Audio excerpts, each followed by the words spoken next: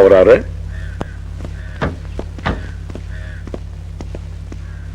ఈ ఊళ్ళో గ్రామ సేవకు ఉందట, ఎక్కడుంటుందో మీకు తెలుసా? చెబుతాను కదా. మీరెవర్రా? నేను అమ్మాయి తోడుకోడాలండి, చిచి పింతండ్రినండి. ఇతను బావ. బుద్ధుందంట మీకు? ఆ ఆడపిల్లను ఒంటరిగా పొరుగుళ్ళో వదిలిపెట్టారంటరా? తప్పు ఒప్పుకుని చెంపలేసుకుందామనే వచ్చామండి. అట్ట అన్నారు, బాగుంది. ఇదిగా ఆ ఇంట్లో ఉంది. తమరు ఇంకా రెస్ట్ తీసుకోండి. దొంగ సన్నాసులారా, వరసలు కలుపుకున్నంత మాత్రాన నేను గ్రహించలేను అనుకున్నారైతే. ఎవరండి మీరు? ఇంట్లో పెద్దవాళ్ళు ఎవరు లేరా అమ్మా? లేరండి, నేను ఒక్కదాన్నే. ఎండనబడి వచ్చాం, కొంచెం మంచినీళ్ళు ఇస్తారా?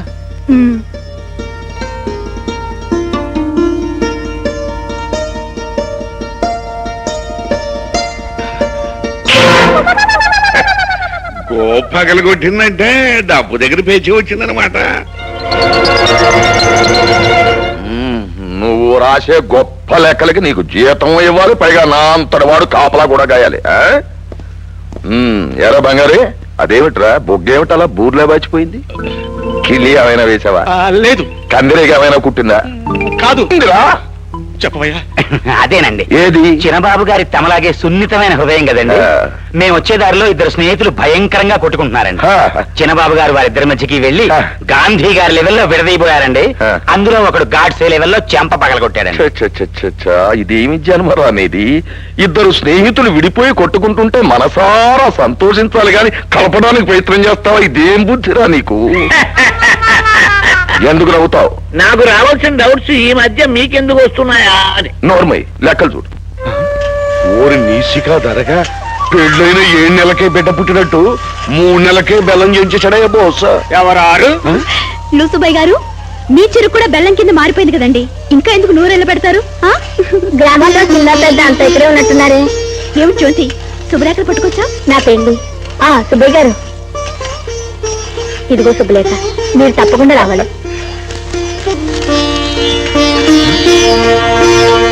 ఇదిగో అమ్మా, ఇదేదో చాలా చిత్రంగా ఉందా? నీ బాబు పేరు నా పేరు ఒకటే. ఈవిడికి ఎలాగూ తండ్రి లేడు, కన్యాదానం నువ్వే చేయకూడదు. కన్యాదానం చేయటువంటి ఇష్టమే గానే ఎరగునోడు కాళ్ళు కట్టడం అంటేనే కష్టం అమ్మా. తప్పకుండా వస్తారు కదూ. అక్కేం చేస్తాడు? 50 ఏళ్ళుగా ఈ ఊళ్ళో పెళ్లికో పండగకో పిలిచిందని నువ్వు ఒక్కరితే.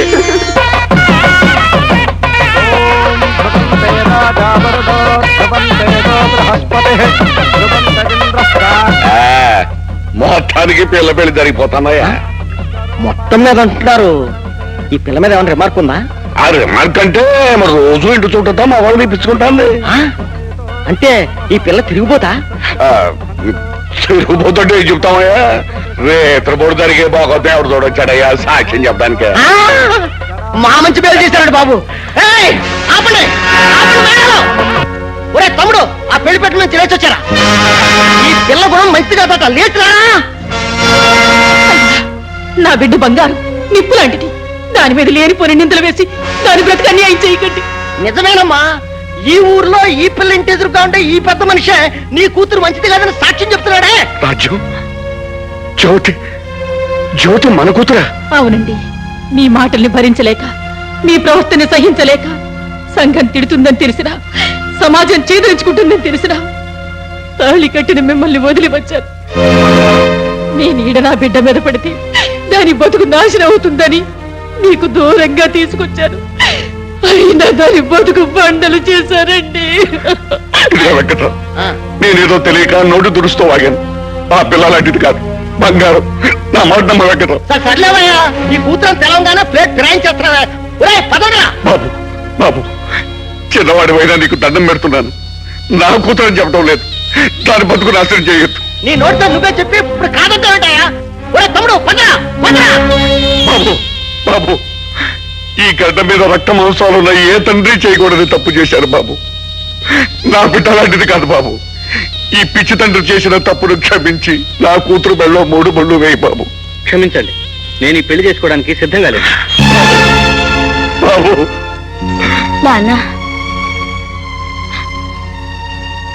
నువ్వు నా పెళ్లి చూడలనే తాపత్రయంతో ఈ ఊరొచ్చి నీ ఎదురుగానే ఉంటూ నీలో మంచిని పెంచాలని ప్రయత్నిస్తూ నేను కష్టపడి పీట్ల మీద ఒక తెచ్చుకున్న పెళ్లిని బాగా జరిపించావు నాన్న.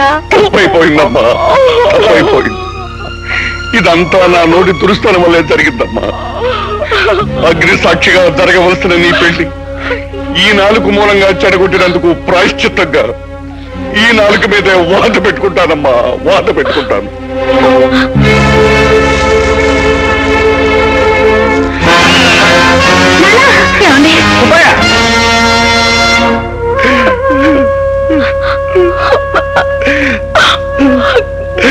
తమ్ముడు నువ్వు పదరా. ఆగండి. జ్యోతిని పెళ్లి చేసుకోకుండా ఈ పందిరి దాటి వెళ్ళడానికి వీల్లేదు. చేసుకోకపోతే ఏం చేస్తావయ్యా? మక్కలు ఎరగదంతాను. పెళ్లి కొడుక వెళ్ళి పెళ్లి మీద కూర్చో. కూర్చోరు తమ్ముడు. పదమ్మా జ్యోతి.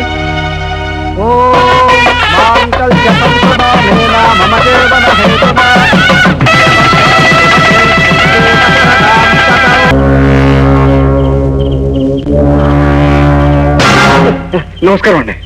దండాలు దశకాలు సరే, ఎడకెందుకు వచ్చా? మస్కా కొట్టడానికా? నా కూతురు కోసం వచ్చాను. ఇంకా నీ కూతురేందయ్యా కోర్టు కాదన్నాక? ముళ్ళు కర్రీ ఇచ్చానంటే 30 రోజులు పడకేస్తావు. మరి అది గల్లు వెళ్ళచ్చా? వెళ్తావా? ఏ చేయమంటావా? అన్నేమనుకో. నీకు తెలవదమ్మా. చేలో కలుపు చెప్పులో ముళ్ళు ఎట్టాటియో సెట్ చేసే ఇల్లు అట్టాటోళ్ళే. ఇలా నమ్మకూడదా? ఏమండి, నేనేం కనకమహాలక్ష్మి ఆస్తి కోసం ఆశపడటం లేదు. సమాధి దగ్గరికి వెళ్లి దీపం వెలిగించబోతుంటే నేను చేసిన పాపం గుర్తుకొచ్చింది. ఏ చేతులతో ఇన్నాళ్ళు నా భార్యను హింసించానో ఆ చేతులతో దీపం వెలిగిస్తే తన ఆత్మకు శాంతి ఉండదు. అందుకే కూతురుగా నా కూతురు కోసం వెతుకుంటూ ఇక్కడికి వచ్చాను. అమ్మా లక్ష్మి, ఒక్కసారి సమాధి దగ్గరికి వచ్చి కడసారిగా దీపం వెలిగించమ్మా. ఒరా పెళ్ళాం సత్యగా నీకు బుద్ధి రాల. ఎల్లమ్మా ఎల్లు. ఈడి కోసం కాకపోయినా ఆ దేవత కోసమైనా ఎల్లు వెలిగించాల. ఎల్లమ్మా ఎల్లు ఎల్లు ఎల్లు. తీసుకెళ్ళా రామ్మా.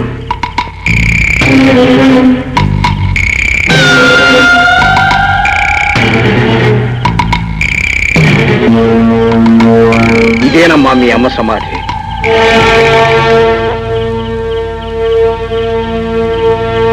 దీపం వెలిగించమ్మా.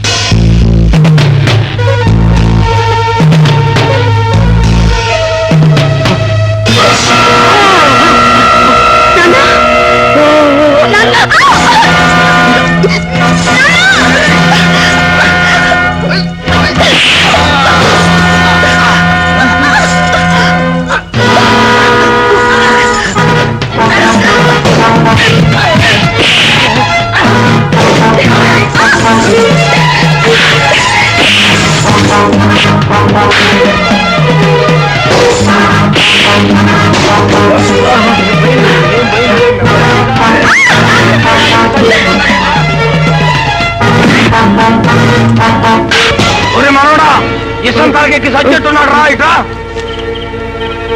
కొట్టు.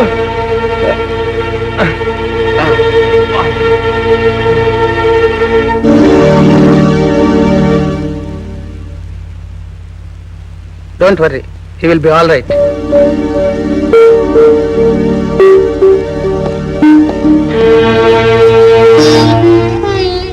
అమ్మా, నీ ఉసురు పోసుకోవాలని చూసి నాకు ఊపిరి పోయించావమ్మా.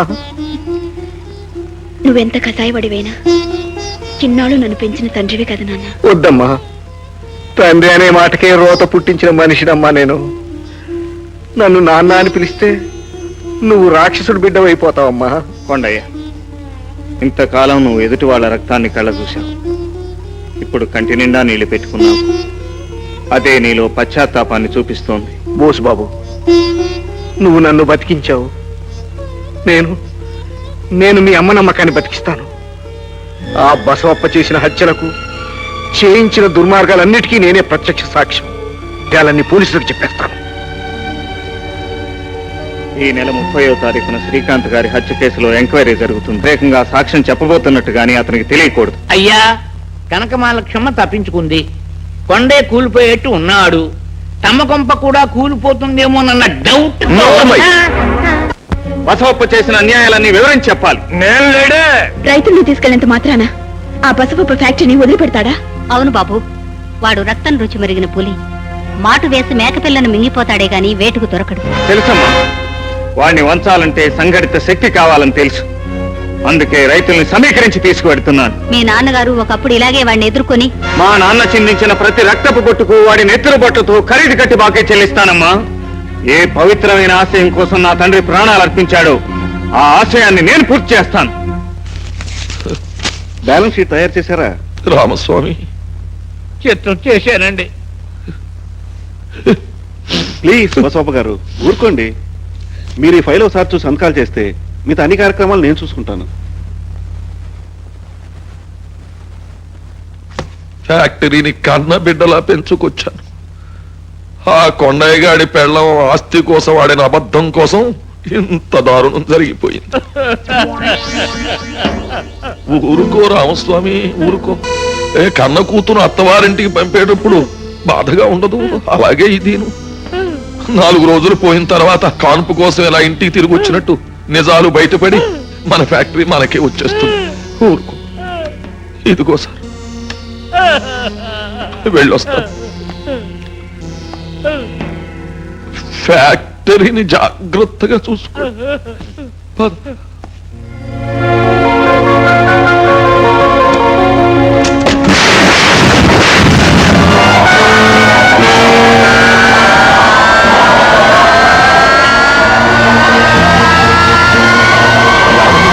ఏమైందిరా? హరి హరి, దుర్ముహూర్తంలో ఫ్యాక్టరీ అప్పచెప్పాం. ఇలాంటిది ఏదో జరుగుతుందని నేను డౌట్ పడుతూనే ఉన్నాను. నా డౌట్ కరెక్ట్. మిషనరీ చెడిపోతే ఫ్యాక్టరీ మూతపడినట్టేనా బాబు గారు? నన్ను అడుగుతావేమిట్రా? కోర్టు వారు హ్యాండ్ ఓవర్ చేసుకున్నారు కదా. మిషనరీ ఏ జకోత్సవేకియా నుంచో తెప్పించి గవర్నమెంట్ ఎప్పటికో వేయిస్తుంది. ఎప్పటికోనా? అయితే వేల కొద్ది ఎకరాలు వేసిన చెరుకుపడినంత ఏం కావాలి? వంట చెరుకే వాడుకోండి. ఇదంతా కోర్టు గొడవల మూలంగా వచ్చింది. కోర్టులో బోసుగాడు కళ్ళబొల్లి కబుర్లు చెప్పి ఆగిపోయావేం బసవప్ప? ఎందుకు ఆపుతానయ్యా? నువ్వు ఆ కనకమహాలక్ష్మి కోర్టులో ఇచ్చిన వాంగ్మూలం వల్లే కదా ఫ్యాక్టరీ నా చేయి దాటిపోయింది. ఈ ఫ్యాక్టరీ నా చేతిలో కనుకుంటే ఇప్పుడు లక్షలకు లక్షలు తారపోసి విమానంలో మెషినరీని ఇంజనీర్ని తెప్పించి ఫ్యాక్టరీని పనిచేయించేవాడిని, రైతులకి ఏ కష్టం లేకుండా చూసేవాడిని. మీరు పోట్లాడుకుని మా నోటికాడ కూడు బాధేశారు కదా. పిల్లల మీద పుస్తకాలు దాడిపెట్టి సరికేసాం కదయ్యా. మా బతికం కావాలా? ఇప్పటికైనా మించిపోయిందేమీ లేదు. వెంటనే సమ్మెలు సత్యాగ్రహాలు జరిపించండి. ఈ ఫ్యాక్టరీని తిరిగి నాకు అప్పగించేలా చూడండి. మీకు ఏ కష్టం లేకుండా చూస్తాను. ఇతన్నే నమ్ముకుంటే మీ నోట్లో దుమ్మే. బసవప్ప, గొర్రెనే నమ్మాలి కానీ కసాయి వాడిని నమ్మకూడదు. ఈ రైతుల మనసు విరిచి నా మీదకు రెచ్చగొట్టాలని చూస్తున్నావు కదూ. నీ నక్క జిత్తులను నార కింద తొక్కేసి నీ దుర్మార్గాన్ని కాలరాస్తాను. నా సర్వస్వం ధారపోసైనా సరే చేలల్లో ఉన్న చెరుకు పంటను బెల్లపచ్చల కింద మారుస్తాను. జయం మాదేనని నిరూపిస్తాను. అయ్యా, వీడి దగ్గర మంత్రశక్తులు ఏమన్నా ఉన్నాయా అని నా డౌట్. రామస్వామి, నీ డౌట్ కరెక్టేనయ్యా.